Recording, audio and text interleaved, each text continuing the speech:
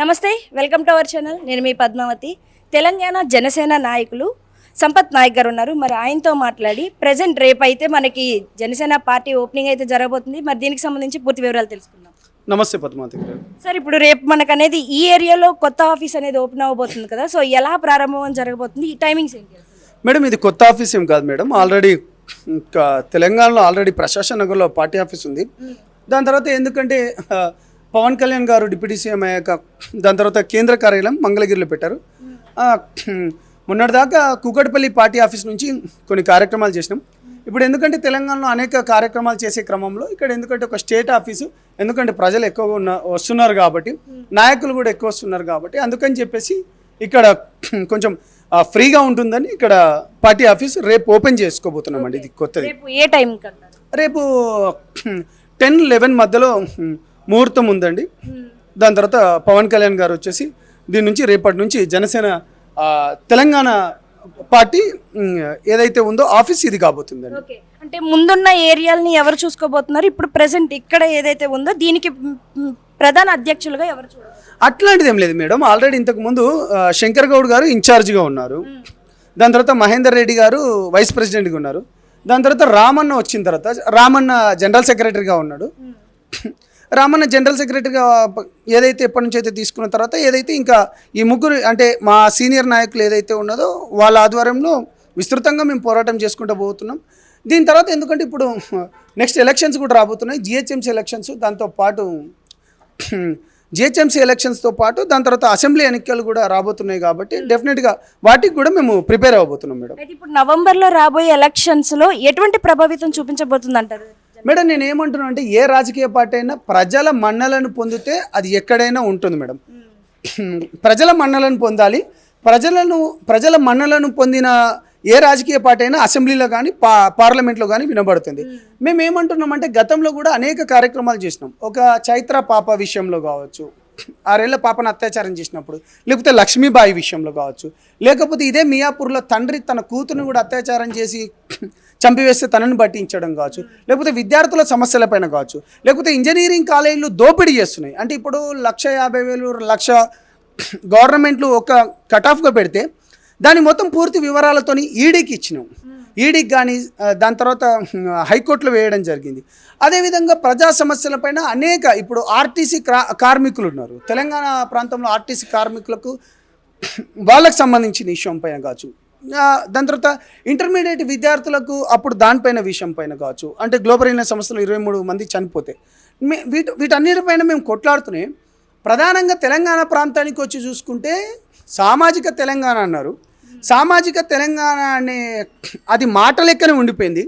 దాన్ని మొత్తం బొందబెట్టిండ్రు. సామాజిక తెలంగాణ అనేది నీళ్లు, నిధులు, ఉద్యోగాలు. నీళ్ళు అన్నారు వాళ్ళ ఫామ్ హౌస్లకు పోయినాయి, నిధులు వాళ్ళ జేబులకు పోయినాయి, ఉద్యోగాలు ఒక 2-3 కుటుంబాలకే పోయినాయి. తెలంగాణ గురించి, తెలంగాణ అస్తిత్వం గురించి కొట్లాడిన, ప్రాణాలు అర్పించిన ఏ ఒక్క కుటుంబానికి మాత్రం వాటికి ఆ ఫలాలు అనేటివి రాలేదు. ఇప్పుడు శ్రీకాంతాచారి వాళ్ళ అమ్మ ఎక్కడుందో మీ అందరికీ తెలిసిందే. మలిదశ ఉద్యమంలో శ్రీకాంతాచారి ఈ తెలంగాణ ఉద్యమాన్ని ఉవ్వెత్తున చేపించడంలో కీలక పాత్ర పోషించిండు. శ్రీకాంతాచారికి పెట్రోల్ దొరుకుతుంది, అగ్గిపెట్టె దొరుకుతాయి. రాజకీయం చేసే రాజకీయ నాయకుడైన హరీష్ రావుకు కేవలం పోసుకోవడానికి పెట్రోల్ దొరుకుతాయి కానీ అంటబెట్టుకోవడానికి అగ్గిపెట్టె దొరకదు. ఈ వర్గాలకు మాత్రం అగ్గిపెట్టెలు దొరుకుతాయి. అగ్గిపెట్టెల కంటే ముందు పెట్రోల్ దొరుకుతాయి, డీజిల్ దొరుకుతాయి. మా ప్రాణాలు అర్పిస్తాం, బాగానే ఉంటారు. వాళ్ళు అసెంబ్లీలలో కూర్చోవాలి, పార్లమెంట్లో కూర్చోవాలి, వాళ్ళ ప్రాంతాల మధ్యలో వాళ్ళ రాజకీయం గురించి ఏమైనా చేయాలి. మేము ఒక్కటే అంటున్నాం, ఇవాళ పవన్ కళ్యాణ్ గారితో ఎందుకు నడుస్తున్నామంటే సామాజిక తెలంగాణ పేద బిడ్డల పక్షాన తను నిలబడుతున్నాడు. తను అక్కడ డిప్యూటీ సీఎంగా అయిన తర్వాత కూడా తన పోర్ట్ఫోలియోస్ ఏదేదైతే ఉన్నాయో దాన్ని సక్రమంగా చేసుకుంటూ పోతున్నాడు. అందుకని చెప్పేసి తెలంగాణ ప్రజలు ఎవరైతే ఉన్నారో, ఇంతకుముందు జనసేన పార్టీని కేవలం యూత్ పార్టీ, ఇది ఒక 25 ఏళ్ళ కుర్రాళ్ళ పార్టీ, లేకపోతే 30 ఏళ్ళు, లేకపోతే ఆ పిల్లలు, ఆ సినిమా వాళ్ళు, ఇంటర్మీడియట్, డిగ్రీ అంటున్నారు. వాళ్ళందరికీ చెంప చెల్లుమనిపించలేక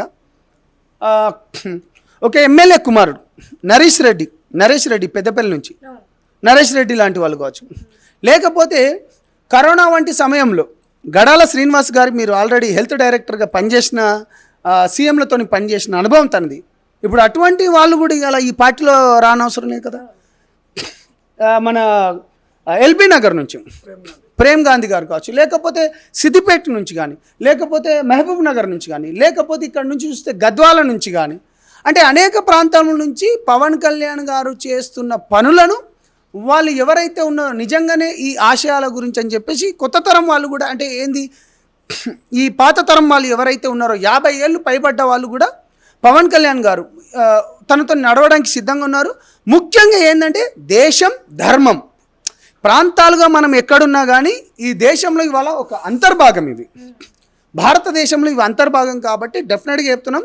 దీనికి అన్నిటికీ ఇవాళ ఏంటంటే సమపాలన కావచ్చు, వీటికి అందరికీ ఆకర్షితులై ఇవాళ పార్టీలో జాయిన్ కాబోతున్నారండి. సార్ ఇప్పుడు మొన్న కాంగ్రెస్ పార్టీకి సంబంధించిన మనం ప్రెస్ మీట్లను కూడా చూసాము. సీఎం రేవంత్ రెడ్డి గారు కూడా మాట్లాడుతూ మేము రావద్దని అనలేదు, తెలంగాణ ప్రజలే మిమ్మల్ని తిరస్కరిస్తున్నారు అని అనేసి అంటున్నారు. సో దీనిపై మీ ఒపీనియన్ ఏంటి? మేడం నాకు నవ్వు వస్తుంది.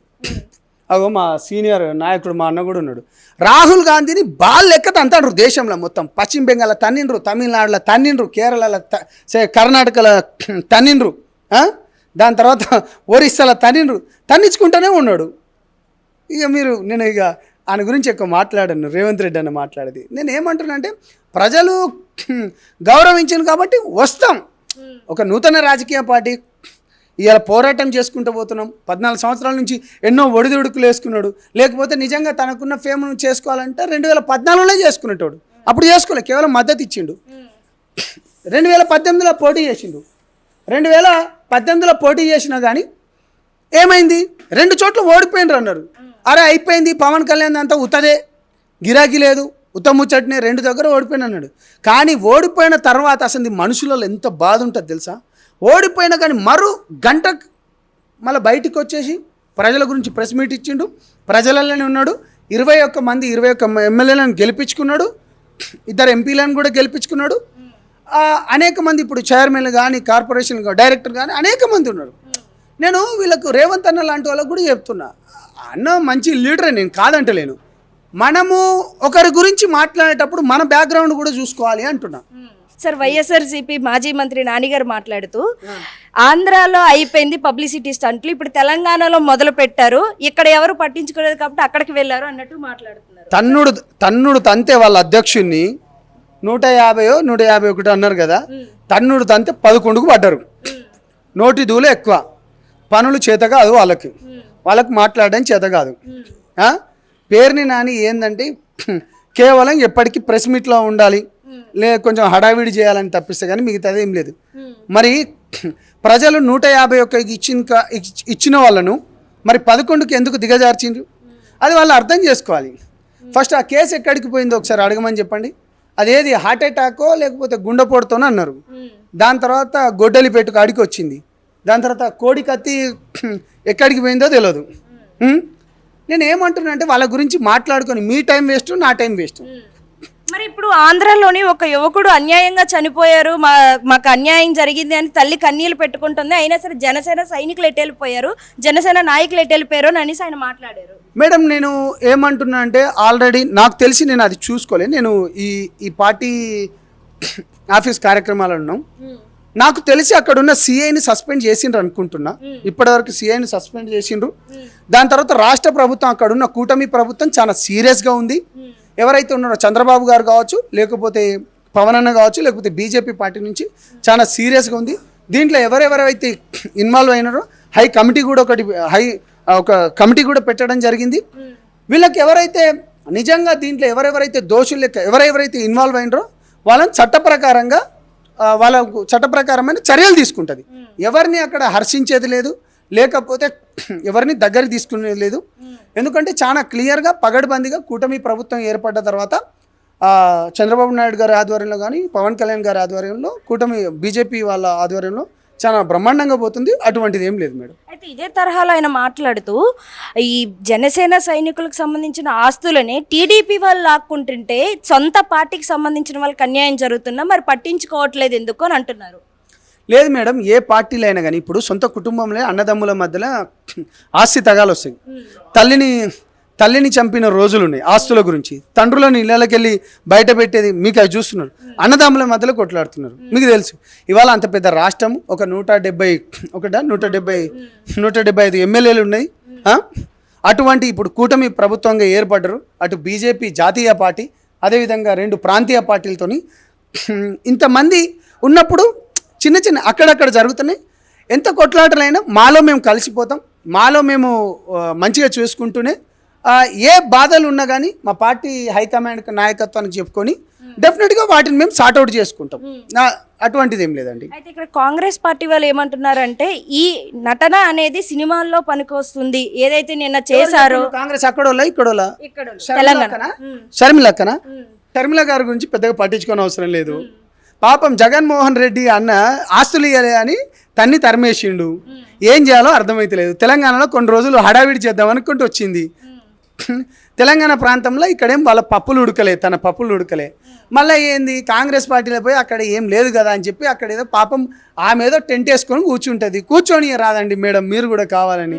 షర్మిలక్క గురించి ఇక నో కామెంట్స్, నేను ఎక్కువ మాట్లాడలేను. సో అయితే చివరిగా నిన్న పవన్ కళ్యాణ్ గారు చేసిన తెలంగాణ పర్యటన ఏదైతే ఉందో దానికి సంబంధించి అక్కడికి వచ్చిన ప్రజలు కావచ్చు, లేకుంటే పవన్ కళ్యాణ్ గారి మీద కొంచెం అందరూ పడిపోవడం కానీ దాన్ని కొంతమంది విమర్శిస్తున్నారు. సో దీనిపై మీ అభిప్రాయం ఏంటండి? పవన్ కళ్యాణ్ గారికి తెలంగాణ నుంచి కాదు, ఆంధ్ర నుంచి కాదు, దేశంలో ఎక్కడైనా అభిమానులు ఉంటారు. అప్పుడు అది జరగడం సహజం. ఏదున్నా కానీ మేము ఒకటే చెప్తున్నాం, తెలంగాణ ప్రజల గురించి అని చెప్పేసి తెలంగాణ ఏదైతే నీళ్లు నిధులు ఉద్యోగాలు, దాని తర్వాత సామాజిక తెలంగాణ, ముఖ్యంగా మేము కొట్లాడుతున్నది సామాజిక తెలంగాణ. ఆ సామాజిక తెలంగాణ గురించి అని చెప్పేసి అన్ని సబ్బండ వర్గాలను దగ్గర పెట్టుకొని ఎస్సీ ఎస్టీ బీసీ ఉన్నత వర్గాల పేద బిడ్డలను కూడా పెట్టుకొని మేము ముందుకు పోతున్నాం. ఇంతకు ముందు కూడా నేను మీకు చెప్పినట్టు ఇవాళ బ్రాహ్మణ సమాజంలోకి వెళ్ళి ఉన్న సర్వేష్ గారు, బీసీ ఒక బంజారా కమ్యూనిటీకి వెళ్ళి నేను, దాని తర్వాత దళిత కమ్యూనిటీకి వెళ్ళి ఇవాళ అందరం ఇవాళ జనసేన పార్టీని నమ్ముతున్నాం. జనసేన పార్టీతో ముందుకు పోతున్నాం. బాజాబ్తాగా చెప్తున్నాం, కొత్త రక్తాన్నే కాకుండా ఎక్స్పీరియన్స్ ఉన్న రక్తంతో కూడా కలిసి పనిచేసి తెలంగాణ ఆకాంక్షలకై పోరాడతామండి. అండ్ ముఖ్యంగా దేశం